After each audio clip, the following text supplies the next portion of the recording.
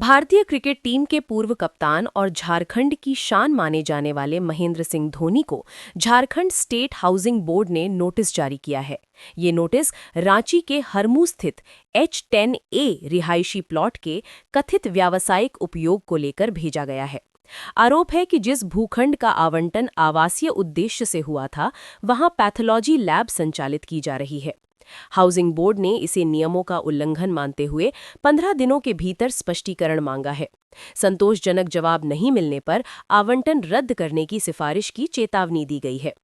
अधिकारियों का कहना है कि रिहायशी प्लॉट के व्यावसायिक उपयोग के कई मामलों की जांच चल रही है। फिलहाल बोर्ड को धोनी के जवाब का इंतजार है, जिसके बाद आगे की कार्यवाही तय होगी। झारखंड हाईकोर्ट के वरीय अधिवक्ता मनोज टंडन की मर्सिडीज कार को डोरंडा पुलिस ने शुक्रवार शाम रिलीज कर दिया। हाईकोर्ट ने पुलिस को शाम 4:30 बजे तक वाहन छोड़ने का निर्देश दिया था। हालांकि चालान भुगतान को लेकर पुलिस और अधिवक्ताओं के बीच कानूनी बहस चलती रही, जिसके बाद शाम करीब 5:45 बजे कार छोड़ी गई। 17 फरवरी को डोरंडा क्षेत्र में कार और बाइक की टक्कर के बाद विवाद हुआ था। घटना के वीडियो में युवक कार के बोनट पर दिखा था, जिसके बाद दोनों पक्षों ने प्राथमिकी दर्ज कराई। मनोज टंडन ने हाईकोर्ट में याचिका दायर की थी, जहां से उनके खिलाफ कार्रवाई पर रोक लगाते हुए वाहन रिलीज का आदेश दिया गया। होली पर्व को देखते हुए झारखंड पुलिस मुख्यालय ने सभी पुलिस अधिकारियों और जवानों की छुट्टियां रद्द कर दी हैं। आदेश के अनुसार जोनल आईजी, डीआईजी, एसएसपी और एसपी को निर्देश दिया गया है कि विशेष परिस्थिति को छोड़कर कोई अवकाश स्वीकृत न किया जाए। एडीजी अभियान की ओर से जारी पत्र में कहा गया है कि होली समाप्ति तक सभी प्रकार के अवकाश स्थगित रहेंगे। यदि किसी को अत्यावश्यक कारण से छुट्टी चाहिए तो स्पष्ट कारण लिखित रूप में देना होगा। त्योहार के दौरान विधि व्यवस्था बनाए रखने और संवेदनशील क्षेत्रों में अतिरिक्त तैनाती सुनिश्चित करने के उद्देश्य से ये कदम उठाया गया है। पुलिस मुख्यालय ने सतर्कता और समन्वय बनाए रखने के निर्देश भी दिए हैं। झारखंड में अपराध की दुनिया में नया ट्रेंड देखने को मिल रहा है, जहां अपराधी वारदात के बाद सोशल मीडिया पर खुलकर जिम्मेदारी ले रहे हैं। पहले रंगदारी की मांग, फिर फायरिंग और उसके बाद ऑनलाइन दहशत फैलाने की रणनीति अपनाई जा रही है।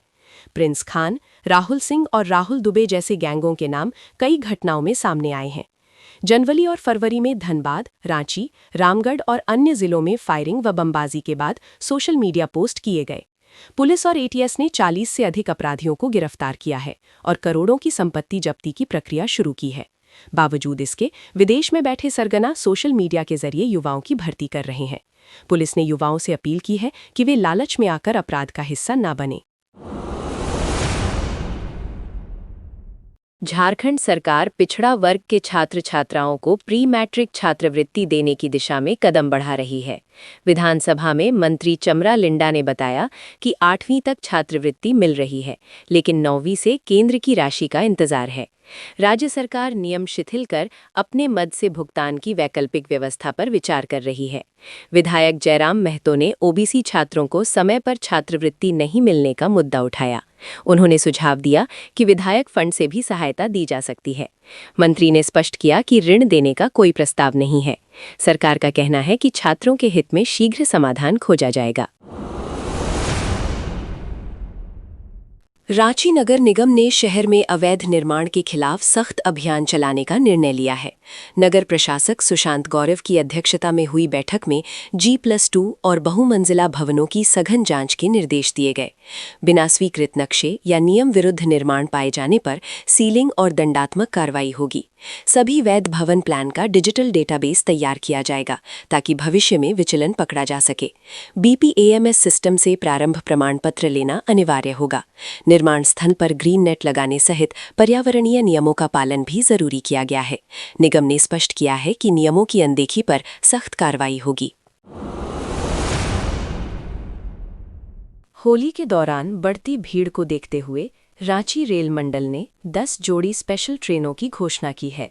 हटिया दुर्ग, रांची गोरखपुर, रांची झंझारपुर, सांतरागाछी अजमेर सहित कई प्रमुख रूट शामिल हैं। ये ट्रेनें फरवरी के अंत से अप्रैल के शुरुआती दिनों तक अलग अलग तिथियों में संचालित होंगी।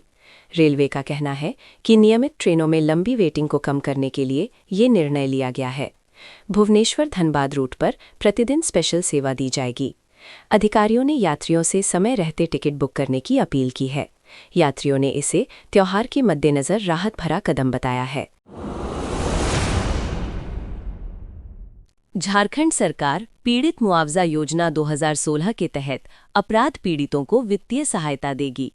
एसिड अटैक और रेप मामलों में न्यूनतम 3 लाख रुपए मुआवजा निर्धारित किया गया है।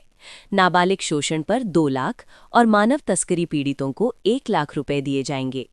मृत्यु या स्थायी विकलांगता की स्थिति में 2 लाख रुपए का प्रावधान है।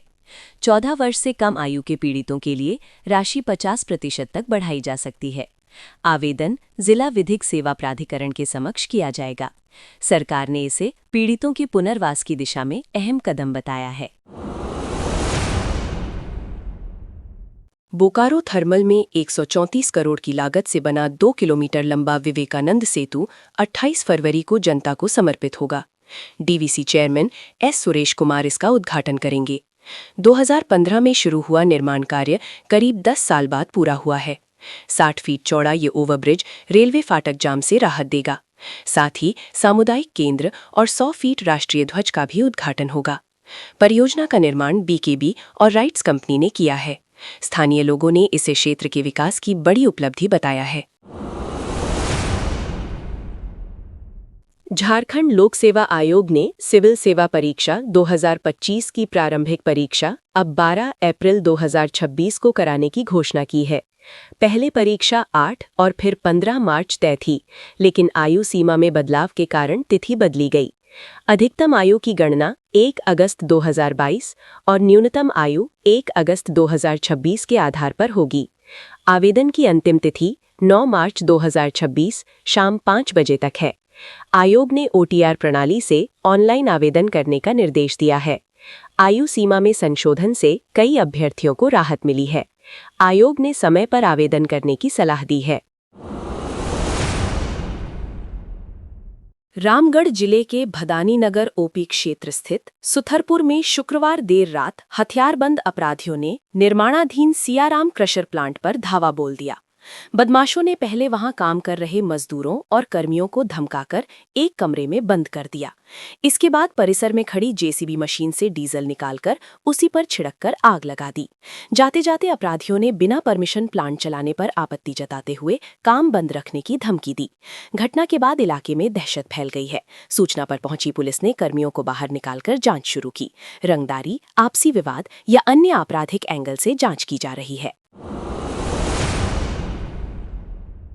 राजधानी रांची के हवाई नगर और बिरसा चौक इलाके में शुक्रवार सुबह एक जंगली हाथी के घुसाने से अफरा तफरी मच गई। सुबह करीब 7 बजे हाथी जंगल से भटककर रिहायशी इलाके में पहुंच गया। लोगों में दहशत फैल गई। बच्चे और राहगीर सुरक्षित स्थानों की ओर भागे। कुछ दुकानों और वाहनों को नुकसान पहुंचने की सूचना है। हालांकि किसी के घायल होने की खबर नहीं है। सूचना मिलते ही वन विभाग और पुलिस की टीम मौके पर पहुंची।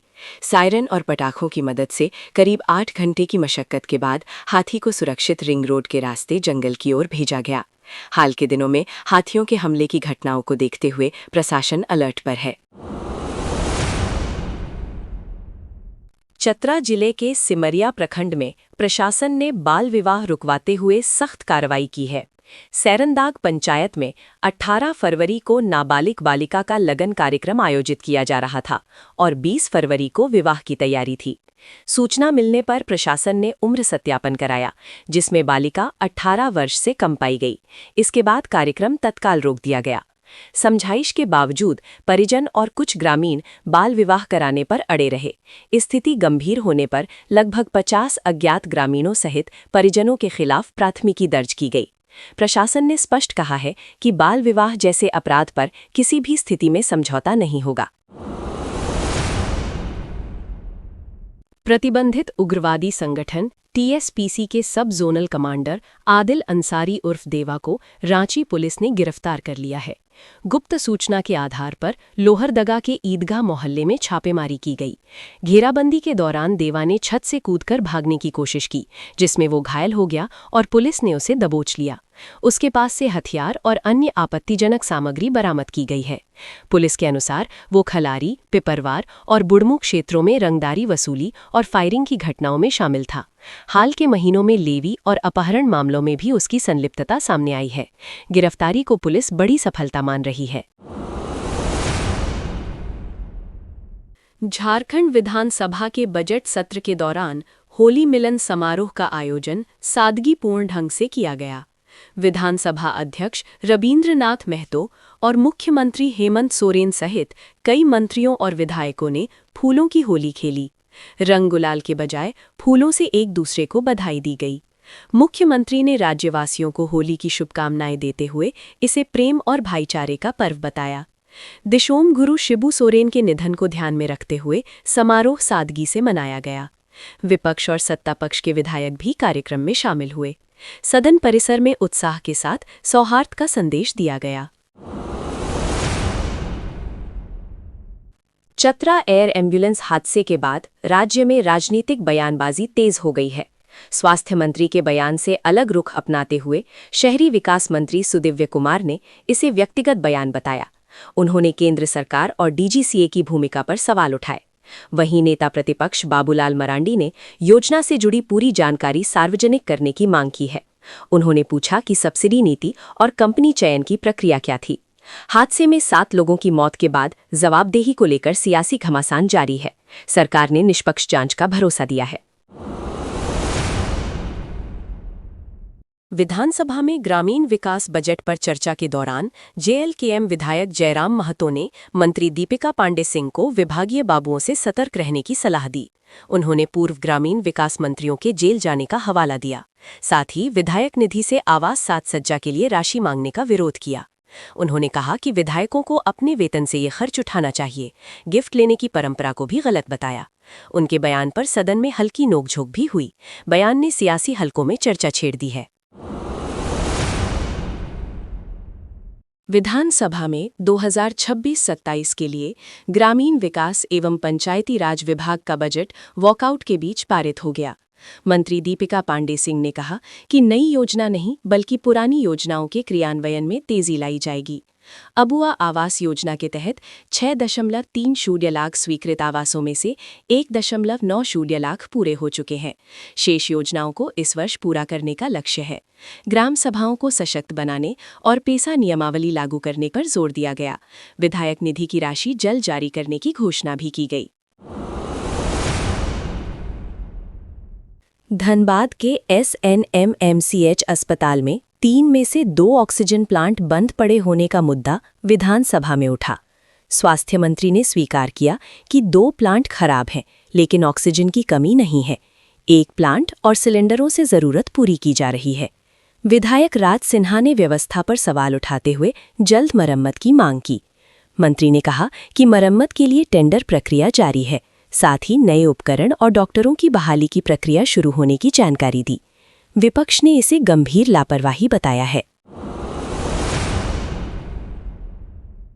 चाईबासा में थैलेसीमिया पीड़ित 5 बच्चों को संक्रमित खून चढ़ाने के मामले पर विधानसभा में तीखी बहस हुई। विधायक अरूप चटर्जी ने जांच रिपोर्ट और मुआवजे की स्थिति पर सवाल उठाया। मंत्री इरफान अंसारी ने कहा कि पीड़ित परिवारों को 2-2 लाख रुपए दिए गए हैं और जांच जारी है। विपक्ष ने रिपोर्ट में देरी को लेकर हंगामा किया।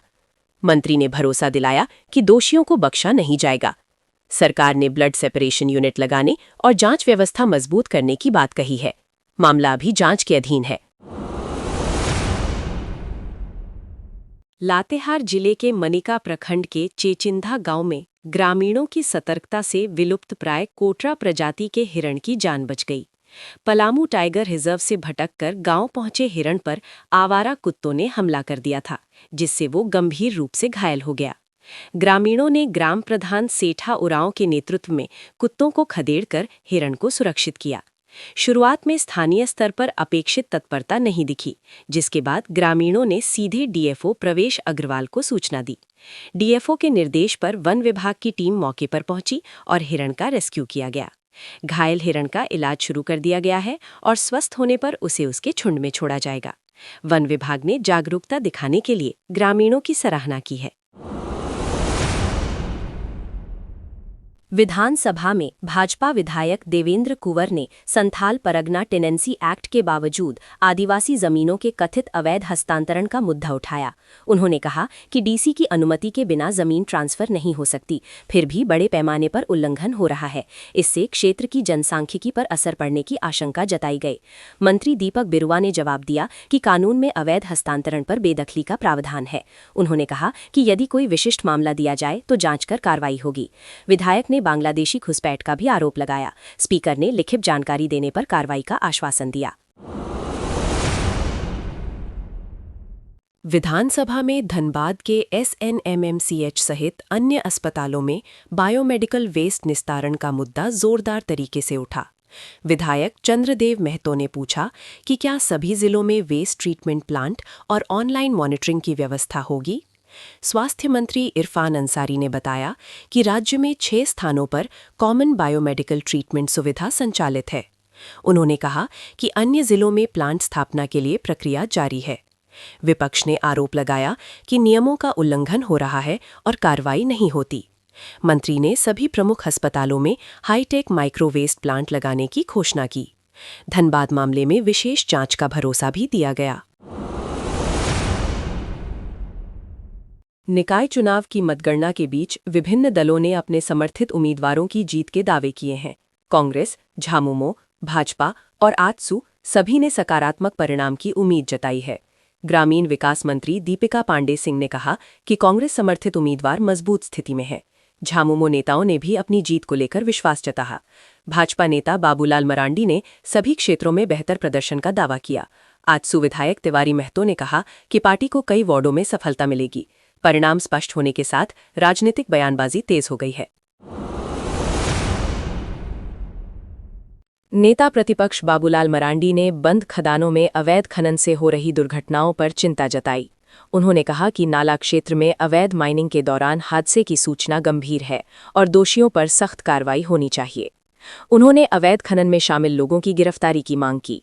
साथ ही एयर एम्बुलेंस योजना से लाभान्वित मरीजों की संख्या सार्वजनिक करने की मांग दोहराई।